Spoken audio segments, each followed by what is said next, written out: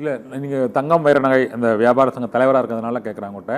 அந்த சிறு வணிகர்கள், இந்த சிறு நகைக்கடை வணிகர்கள் அவர்களுடைய அந்த பாதிப்பிலிருந்து மீட்பதற்கு இல்லை அரசு அல்லது இது உங்களை போன்ற அமைப்புகள் அது என்ன நடவடிக்கை எடுக்க முடியும்? அவர்களுக்கான அந்த சிறிய அளவிலான அந்த சங்கங்கள் வந்து அவர்களுக்கு பெரிய அளவிலான கடன் மற்றும் அந்த முதலீட்டு தொகையை அளிப்பதற்கான வசதி வாய்ப்புகள் இப்போதைக்கு இருக்கிறதா? ஏனென்றால் அடுத்த தலைமுறை அந்த கைவினை தொழிலை தங்க நகைகளில் ஈடுபடுவதை வந்து இப்போது தவிர்த்து வருகிறார்கள். இந்த மிக கடுமையான விலை உயர்வு, கடுமையான விலை முதலீடு இருக்கக்கூடிய சூழ்நிலையில் ஒரு சிறிய கடை கூட வந்து பல லட்சம் ரூபாய் முதலீடு இருந்தால் மட்டுமே இந்த தங்க நகை தொழிலில் ஈடுபடக்கூடிய சூழ்நிலை இப்போ உருவாகிவிட்டது. ஒரு சவரன் வந்து கிட்டத்தட்ட 1.25 லட்சம் என்று இருக்கிற போது அவர்களால் வந்து இந்த சிறு நகை தொழிலில் ஈடுபடுவதில் ஏற்படக்கூடிய சிக்கலை களைவதற்கு அரசு எதுவும் நடவடிக்கை எடுக்கணுமா, இல்லை உங்களை போன்ற இந்த தொழிற்சங்கங்கள், அந்த நகை வணிகர்கள் சங்கங்கள் மூலமாக அவர்களை மீட்பதற்கான முயற்சிகள் எதுவும் மேற்கொள்ளப்பட்டிருக்கதா? அப்போ இல்லை, இது வந்து சாத்தியக்கூறுகள் இல்லை. முதல்ல வந்து அரசு வங்கிகள் செய்யறதுக்கு எதுவுமே இல்லை. லோன் கேட்டால் லோன் கொடுப்பாங்க, அதுக்குண்டான ஒரு பாதுகாப்பு இதை வச்சுட்டு அவங்க தரலாம், செய்கிறாங்க.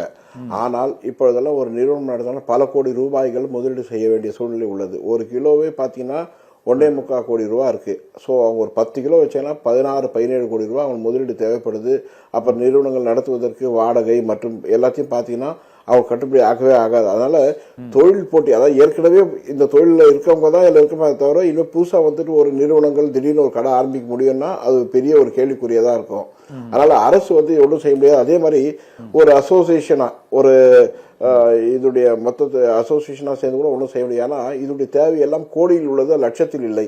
கோடியில் வந்து உதவி செய்யக்கூடிய அளவுக்கு அந்த அசோசியேஷன்ல பெரிய வந்து நிதி நிலைமை இருக்காது.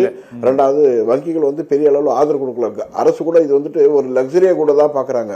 இது வந்து அத்தியாவசிய பொருளா இதை பார்க்கல. வணிகர்களுக்கு அந்த காப்பீடு ஏதாவது இருக்கா? இன்சூரன்ஸ் காப்பீடு அதெல்லாம் இருக்கு, அந்த இன்சூரன்ஸ் எல்லாம் இருக்கு, அதெல்லாம் எந்த இதுவும் இல்லை. ஆனால் அரசோ அல்லது வங்கியோ பெரிய அளவில் இதற்கு ஆதரவு தெரிவிக்கவில்லை, செய்யவில்லை அப்படின்னு தான் சொல்லலாம்.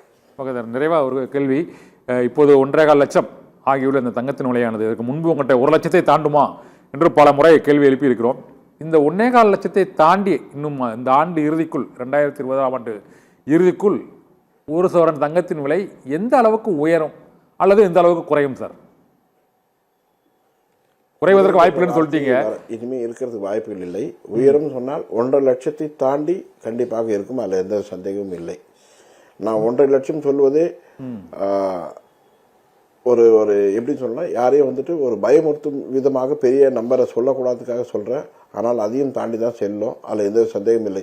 இந்த ஒரு வருடத்தில் மட்டும் பார்த்தீங்கன்னா தங்கத்துடைய விலை ஏற்றம் 200%, வெள்ளியினுடைய விலை ஏற்றம் 300%.